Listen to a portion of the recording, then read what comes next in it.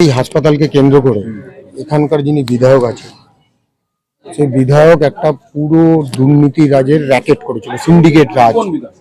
মদন মিত্র তিনি এখানে একটা দুর্নীতির র্যাকেট খুলেছিলেন। এখনো বেশ কিছু র্যাকেট তারা চলছে, আমাদের কাছে খবর এসছে।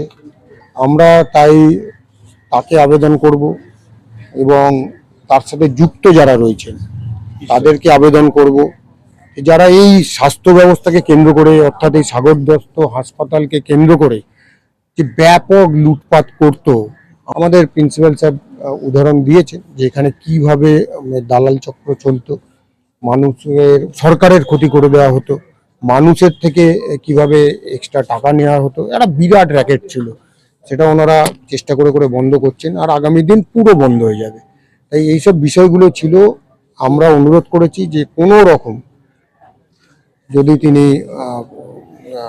এমএলএ হন, যদি কোনোভাবে অন্যায় অনৈতিক কাজ করে আপনি দয়া করে আপনি প্রশাসনকে জানাবেন।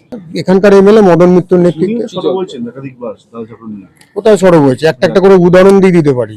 এখানে যে কন্ট্রাক্টররা রয়েছে সেই কন্ট্রাক্টরদের নিয়ে যে একটা দালাল চক্র চলছে, এটা তো ওনার নেতৃত্বে হয়। এখানে ভর্তিকে নিয়ে একটা দালাল চক্র ওনার নেতৃত্বে হয়। এখানে যে আপনার যে পরিষেবাগুলো অর্থাৎ সিটি স্ক্যান থেকে আরম্ভ করে এমআরআই থেকে আরম্ভ করে বিভিন্ন অ্যাম্বুলেন্স থেকে আরম্ভ করে এটা নিয়ে একটা বিরাট চক্র ছিল এবং এই চক্রটার নেতৃত্ব দিতেন মদন মিত্র। আর এই